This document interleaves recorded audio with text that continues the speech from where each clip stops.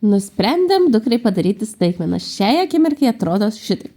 Ir pasivaikščiodami mieste atradom visai už gerą kainą staliuką. Taigi jį paėmėm ir jau surenkam pradžiai instrukciją, kaip kas. Vyrs nemėgsta instrukciją naudotis, tai kimbo aš prie šitų darbiukų, jie man tokie labai fainas. Ir tokie kaip ir meditacija, taigi labai viskas greitai. Pradžiai kojytės sulipinam, susukam, o tada ir vyras užsikabliavo prie darbiukų, taigi suklijuoja moldingiukus. Ir čia tokie varščiukai susisuka.